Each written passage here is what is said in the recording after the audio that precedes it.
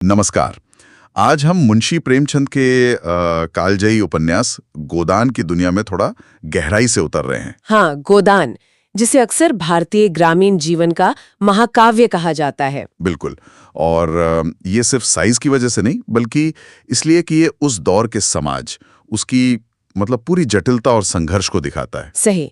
हमारे पास जो जानकारी है वो इसके किरदारों, कहानी, सामाजिक मुद्दों और भाषा, इन सब पर रोशनी डालती है। तो आइए समझने की कोशिश करते हैं कि ये उपन्यास इतना गहरा क्यों है और आज भी इतना जरूरी क्यों लगता है। ये सिर्फ एक किसान होरी की कहानी तो नहीं है ना? नहीं, बिल्कुल नहीं।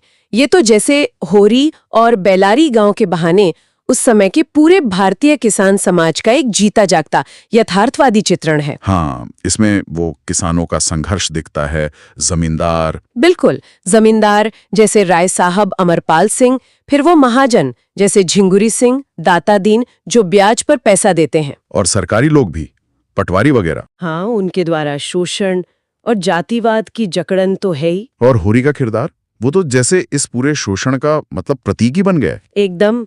प्रेमचंद ये बड़ी खूबी से दिखाते हैं। होरी की इच्छा कितनी साधारण है, बस एक गाय पालना चाहता है वो। हाँ, जो उसके लिए मर्जाद यानी इज्जत का सवाल है। बिल्कुल। और यही छोटी सी इच्छा दिखाती है कि वो व्यवस्था कैसी थी जो एक आम आदमी की बुनियादी गरिमा भी छीन लेती थी। वो जिंदगी भर कर्ज, जमीन बचाने का डर और बस उसी एक गाय के सपने के पीछे भागता रहता है। और अंत तक सफल नहीं हो पाता।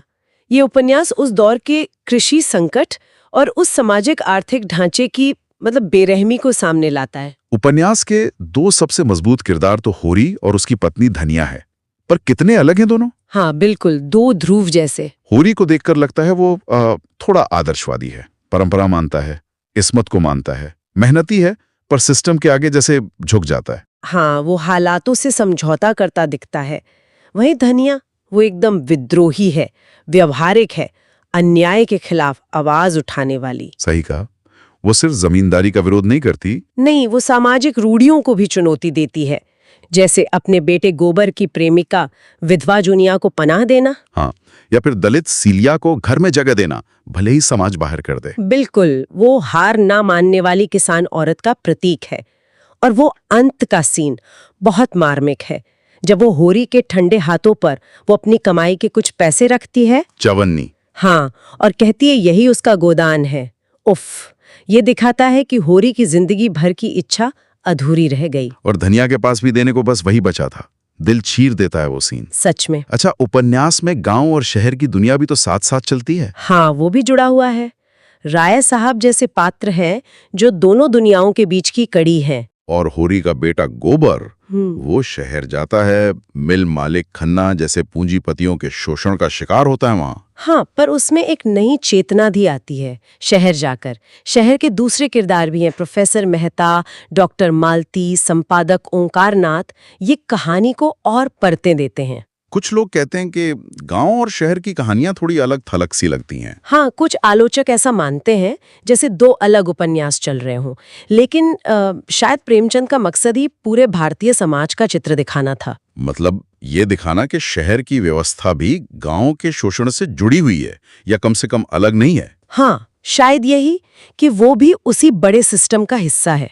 और गोदान की भाषा, वो तो इसकी बड़ी ताकत है, एकदम सहज आम बोलचाल की। बिल्कुल, प्रेमचंद ने वो हिंदी उर्दू मिली जुली जबान इस्तेमाल की, जैसे हिंदुस्तानी कह सकते हैं, सीधी, सरल, दिल तक पहुंचने वाली। हाँ, पात्रों के हिसाब से बदलती भी है। सही। अनपढ़ किरदारों की बोली में वो देहातीपन है, तो पढ़े लिखे पात्रों की भाषा थोड़ी परिष्कृत।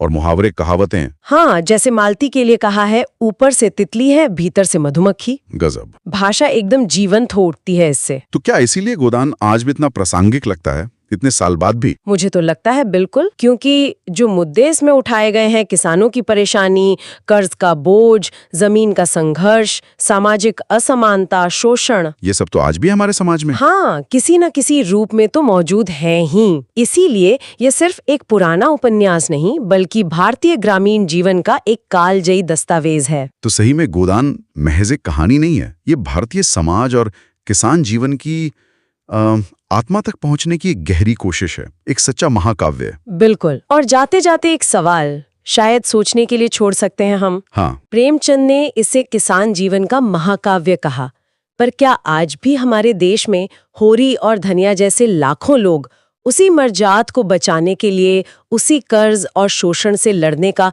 अपना अपना महाकाव्य रोज नहीं जी रहे हैं? ये वाकई सोचने वाली बात।